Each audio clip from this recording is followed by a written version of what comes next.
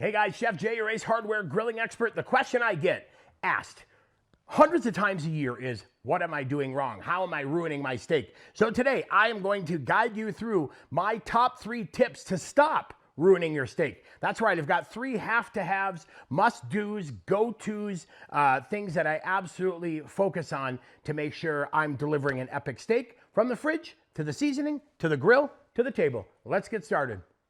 All right, I know exactly what happens. We get home, we're super busy, and that steak comes right out of the fridge. We start the grill and we're ready to go. Now, here's what I'm gonna tell you. The first thing that's ruining your steaks is a combination, cold meat and seasoning. So in order to get it seasoned properly, I'm gonna take it out of the fridge, take it out of its package. I'm gonna set it on a plate. I'm gonna let this sit now for about 10 minutes before I start the grill. So we just leave this alone, 10 minutes. And then we start our grill, and while the grill's warming up, then we'll come back and show you how to season it. Cold meat, seasoning, first thing ruining your steaks.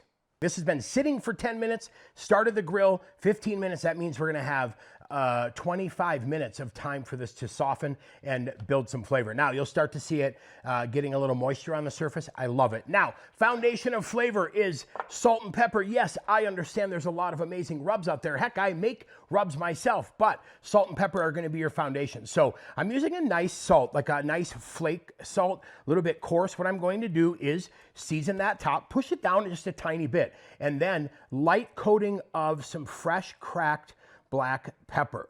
And I'll just do a light touch because not everybody likes that. Now, I'm just gonna give that a nice little push down just to make sure everything adheres. Then flip it, and we're gonna do the same thing to this other side. Now, when it comes to seasoning, a warm steak is gonna take that seasoning better, and it's gonna soften and melt in there. All right, now that we've seasoned both sides and we gave it a nice little pat, just like that, I'm not worried about the edges yet. That will come in time, but guess what? I am going to season this now in the beginning. I will give it a little touch up in the middle. Definitely gonna finish it with a little bit at the end. So let's let that rest 15 minutes while the grill heats up. The second thing killing your steaks is this. Yeah, it looks close.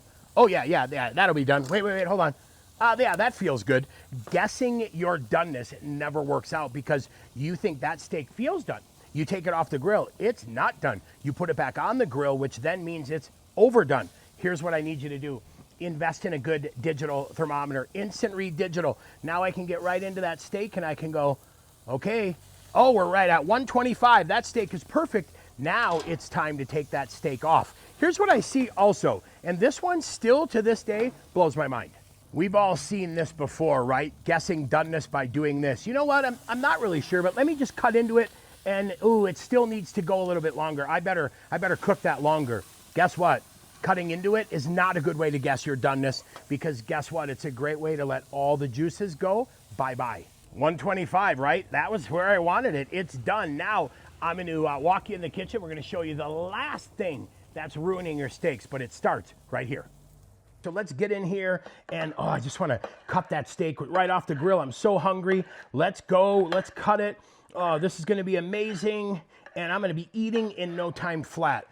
Let your steak rest. The best thing you can do when it comes off the grill, leave it alone, let it rest. Give it about 5 to 7 minutes because what you've just done now is exposed all of that steak and all of those juices right there. If you hear someone say, look at how juicy that steak is, just look at those juices. Look at how juicy that steak was.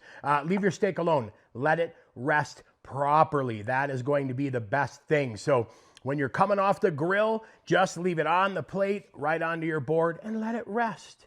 And the last thing, hit it with a little bit of salt to finish it. That's gonna bring out that beautiful, rich, minerally iron flavor. Your steak is going to be wonderful. Cooked to perfection, seasoned right, you are going to become the backyard legend. All right, well, there you have it. The top 3 things ruining your steak, and it starts with cold meat and seasoning.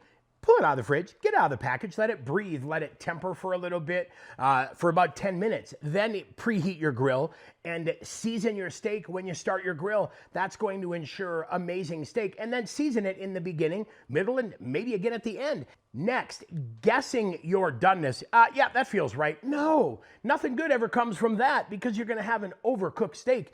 Grab that instant read digital and ensure your steaks are cooked to perfection. And then look at all those juices that were there. That's right, we're there. Leave it alone, let it rest, hit it with a little bit of salt, and you are in a good place. Now I know what you're thinking. Show me something else, chef. Teach me another steak tip, and stay tuned because coming up, I'm going to show you how to use a smoker box on your gas grill to really amplify your flavor and give you some amazing things. All right, I've been waiting for this moment right here. Come on. And seriously, salt and pepper, out of control. Oh, come on.